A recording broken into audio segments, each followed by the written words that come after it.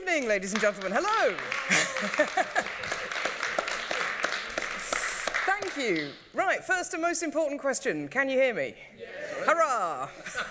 I can tell you're going to be trouble. Okay. So look, welcome back welcome back to the Howard Assembly Rooms for you, and I know that you have been having a very busy week already.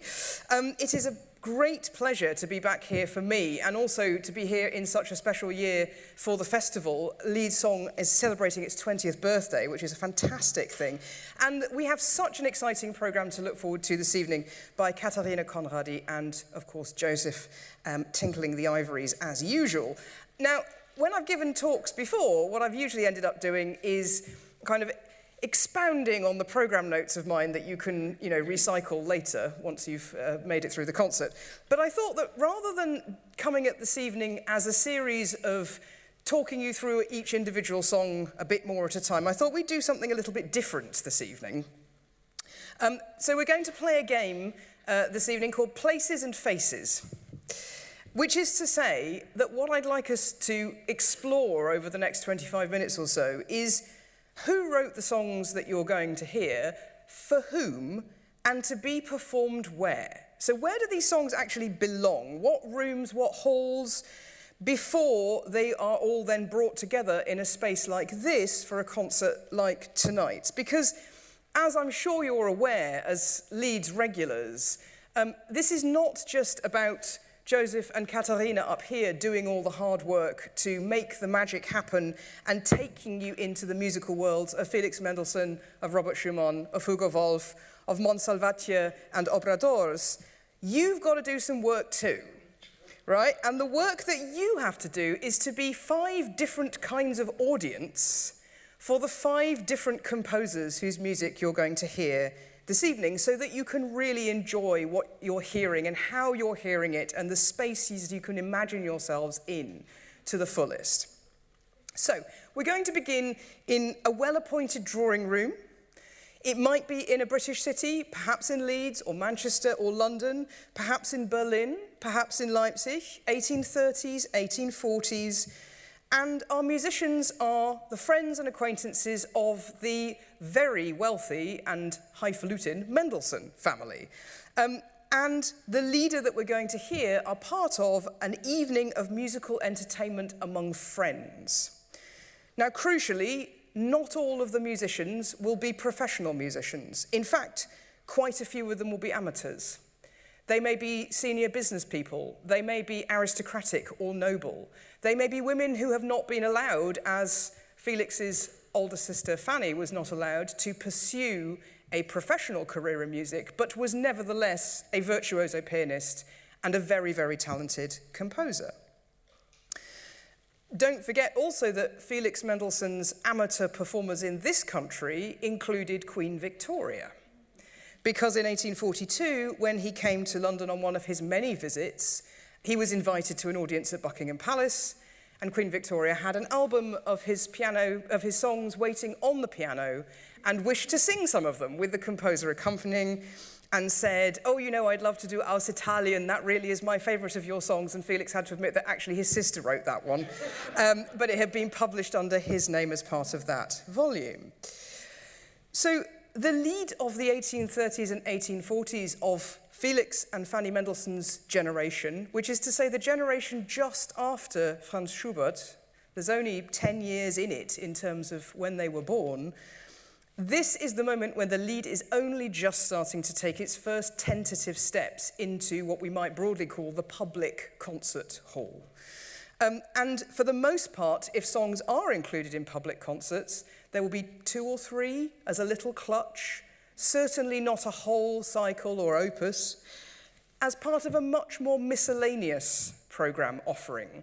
Think a bag of pick-and-mix sweeties. It's a sort of musical equivalent of that. You would have piano pieces, a movement from a trio, a string quartet, a flute solo, somebody singing an aria from Così fan tutte, and then you would have 2 Schubert songs, and then back to the pianist, and so on.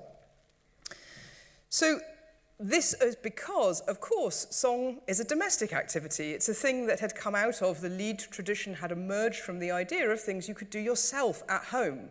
The Lied audience is a doing audience, not a listening audience in the first instance. So the emphasis is on music for private or semi-private performances, for convivial groups of people making music themselves, for pleasure, which is as true if you're a Viennese civil servant in a modest apartment singing with your family and friends, as it is if you're lucky enough to be invited to Fanny Mendelssohn Hensel's extraordinary Sunday afternoon musical events, Sonntagsmusiken, held every fortnight, where there were between 60 and 200 people who would be in attendance in a very beautiful garden room at the back of the Mendelssohn family home in Berlin.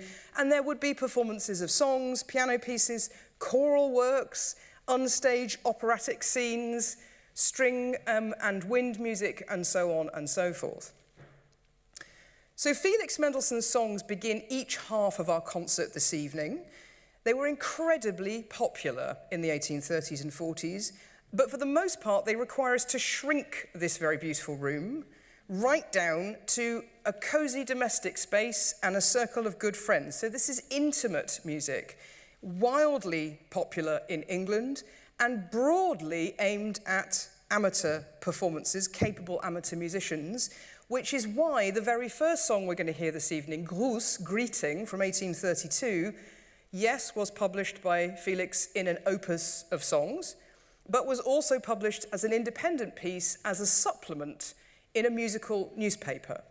And this was a very common way of getting particularly songs and short piano pieces into the homes of the cultured middle classes who might be interested in such things. Lots of Schubert's Lieder also appeared for the first time in fashion and art magazines being published in Vienna in the 1820s. So this is about improving yourself, the aspirational middle class audience, through music making, literature, artistic knowledge, and so on. And these Mendelssohn songs are little jewels. They're very tender, they're very intimate, and we have to kind of treasure them and listen to them with care and imagine that you're sitting next to Joseph up here with your glass of wine after dinner. Perhaps with your glass of wine before the show, but I don't know whether you're allowed to bring that in. And be part of that very kind of close, intimate song environment. They're meant to entertain in the most kind of beautiful and simple way. The one really fiendish exception is the last of his songs that you'll hear in the second half, Hexenlied, or Andres Maienlied, as it's sometimes called. You'll be able to tell from the piano introduction that this is not for the faint-hearted amateur pianist, I think it's fair to say. You need some seriously professional level musical skills to pull off both the vocal part and the piano part in this one. But again, it's as well to kind of caution against the idea of the classic amateur-professional divide, precisely because if you were a moneyed or noble or aristocratic person, you would almost certainly be learning music to a very, very high level.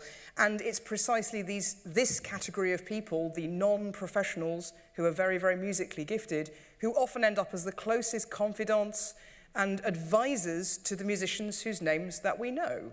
For example, Johannes Brahms, who had amongst his close network several amateur musicians, one, a woman married to a composer who was a virtuoso pianist.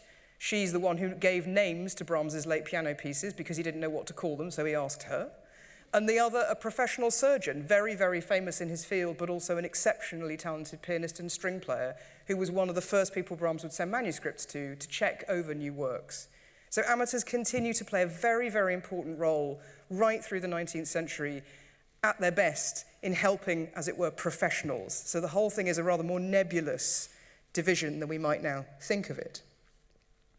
One of the important things to remember about the cultural attitudes of both the Mendelssohn siblings and their friends, Robert and Clara Schumann, who were very dear connections of the Mendelssohn family, is that the Lied, as something that was domestic, intimate, was a genre in which you could demonstrate as a singer your integrity and authenticity. It had to come from the heart. You couldn't get away with any kind of melodramatic Italian opera nonsense. So if you could sing a song and move your audience, and it was on the scale of a song by Mendelssohn or Schumann, then you would demonstrate you had musicality, depth of feeling, sincerity, that you were truly cultured, that you were, let's be clear here, a truly cultured German or Austro-German, who had an honest emotional connection with the material, not an acting, artificial, entirely inauthentic, ritzy, glitzy Italian or French opera singer. And the division is that hardline in the 1830s and 40s. But of course, as the century progresses, the lead starts to grow, and it starts to find new rooms where it's performed. And the legacies of Felix Mendelssohn and Robert Schumann start to diverge. So Felix Mendelssohn had been a composer, of course, of international renown. In his small-scale pieces, most of what he writes is written with great care for his intended audience, which is to say amateurs. The many wonderful books of songs without words, of Lieder ohne Worte, some of which are very difficult, but many of which are exceptionally playable. They lie beautifully under the fingers for you to buy and try playing yourself of an evening. And similarly, his Lieder became a great favourite, as previously mentioned, of drawing rooms in this country as well as in Germany. By contrast, Robert Schumann, as a young man, writes books and books of totally impenetrable piano music, incredibly difficult, 30 seconds long, and it's going to take, 5 weeks to learn how to play it because it all dashes around so quickly. Mostly based, full of literary allusions. You have to have read the complete works of E.T.A. Hoffmann and Jean-Paul Richter before you even know why the thing's called Kreisleriana or Papillon or Carnaval. Very, very difficult in all senses. And his Lieder, too, can ask of us really quite difficult things. He's kind of pushing the envelope. Has the song really started? Has it really finished? What is this choice of poetry? What about riddles where you have to know how to do musical spelling before you can get the answer to the text that he's chosen, and so on? And the upshot of this is that Mendelssohn's songs gradually become less and less popular. They become more and more old hat. They're a bit too domesticated. Like a sort of, a cosseted poodle. They're just a bit too soft. They don't really last the test of time, as the Lied itself becomes bigger and more ambitious in the hands of composers like Richard Strauss, like Gustav Mahler, and so on towards the end of the century. Meanwhile, Robert Schumann's songs, rather more head-scratching in the first instance, in many cases, start to become more and more popular in the concert hall. And by the time we get to the 1860s and 1870s, an increasing number of Schumann's Lieder are being performed in public concert spaces.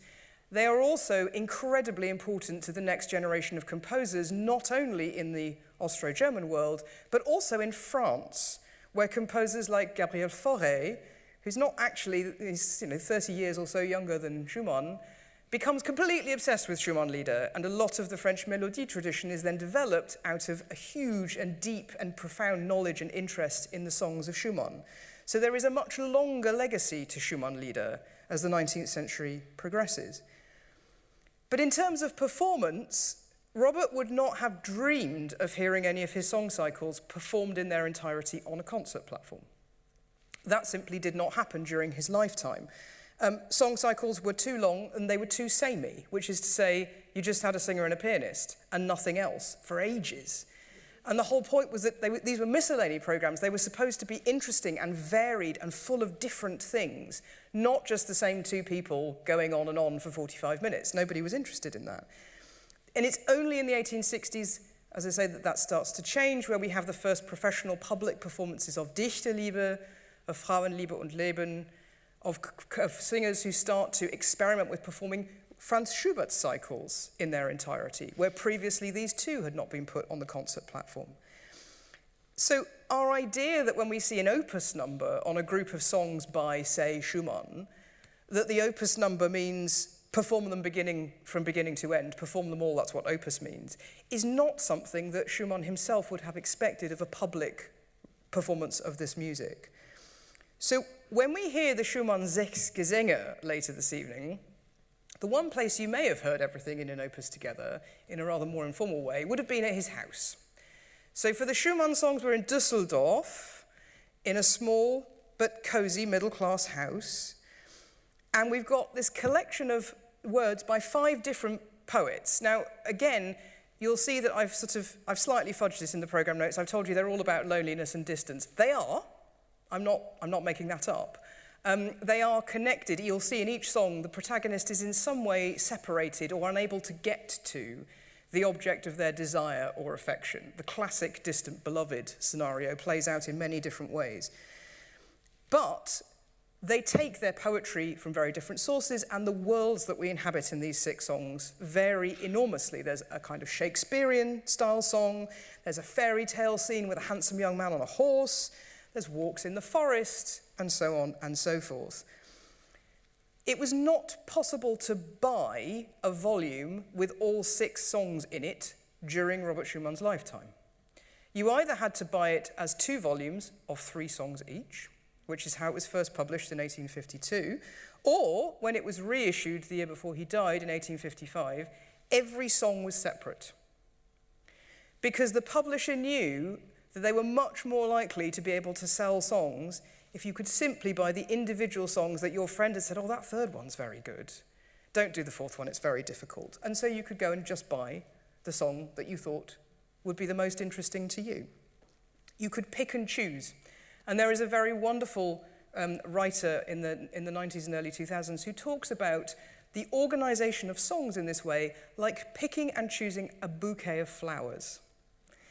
That the opportunity of choosing your own bouquet is available, so you can simply buy the individual songs. Schumann's opus is one possible bouquet, and this evening that's the one we're going to hear. He's arranged the flowers for us himself. But you can also make your own, or you can simply decide that 2 stems in a glass is enough and sit at home and perform 2 songs, husband and wife, friends together after dinner, and that's all you'd like to hear. So happy or heartsore, choose your songs, put them into your domestic setting. And again, an intimate space, a kind of emotional authenticity is the watchword with the Schumann songs. We then are brought to the end of the 19th century, so we jump quite a few decades with Hugo Wolf. And he's also the last of the Austro-German composers we're going to hear from this evening. And here is somebody who has an eye to every last detail, every dot, every crossing of T's, every semicolon, dash, full stop, breath, internal rhyme, assonance, you name it, Wolf has spotted it and wants you to hear all of it as carefully as possible. He very famously declared that his songs were for epicures, not amateurs. And he meant listeners as well as performers.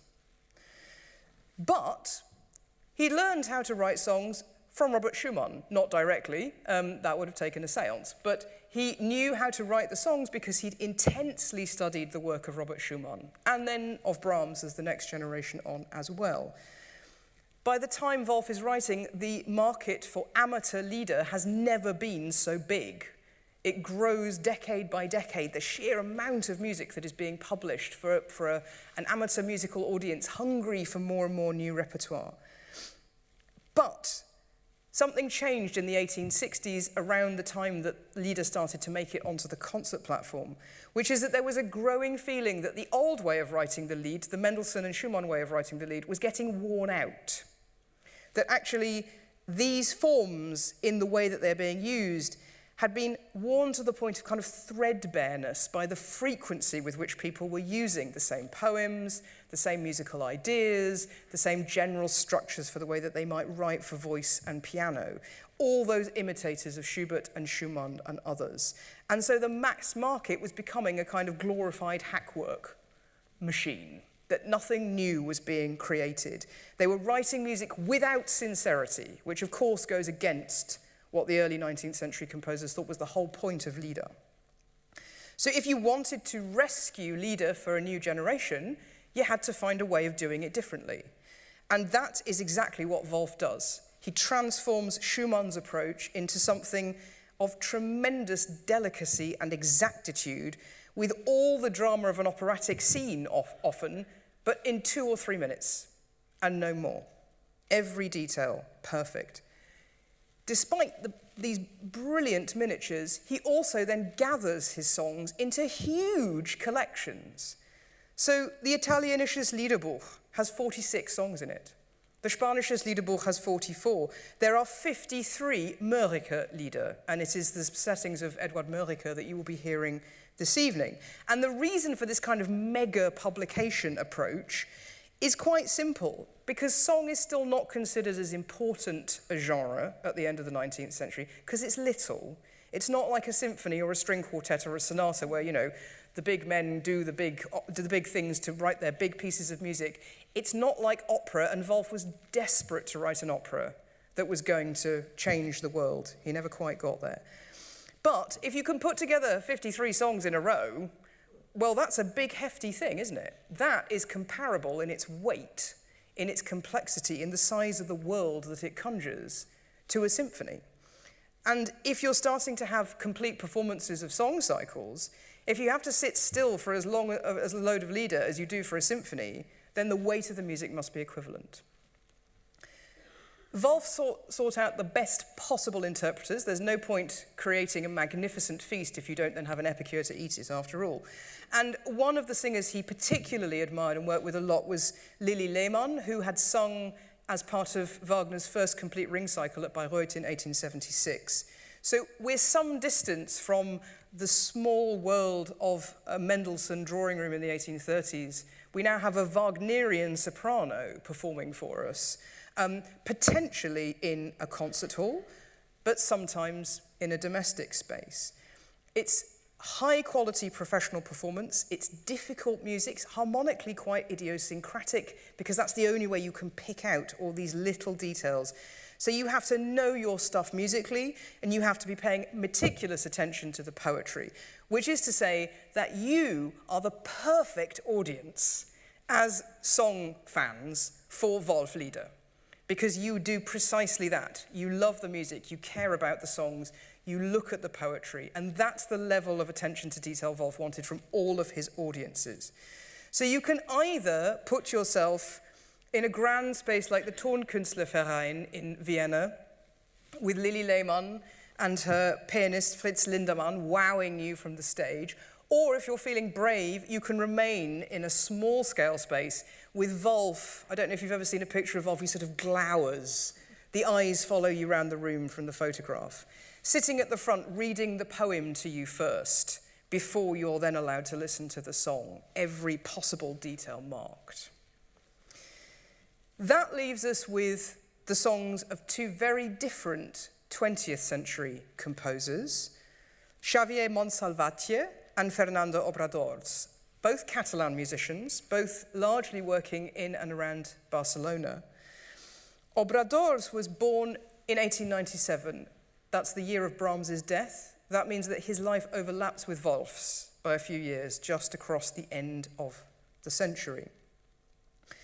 And Obradors was largely well known as a conductor. He was a very highly regarded conductor. He worked with various orchestras, particularly in Barcelona, including, when it was first founded, the Barcelona Radio Orchestra. So we are tipping into new technologies during his lifetime.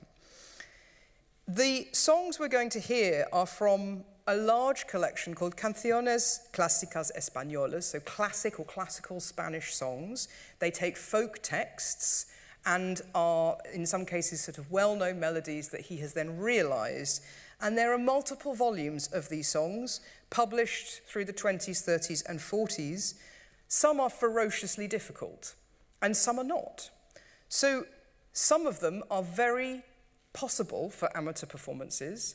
Some amateurs might decide to just sort of move on to the next one that looks less ferocious. We've all done that, surely, in a piano volume. Just keep going till it says slow. And some you feel that you can definitely have a go and try these yourself at home. So he's keeping an eye still at this point, in the first few decades of the 20th century, on both catering to professional musicians and also to amateur musicians who might buy the score and find the things that they could enjoy.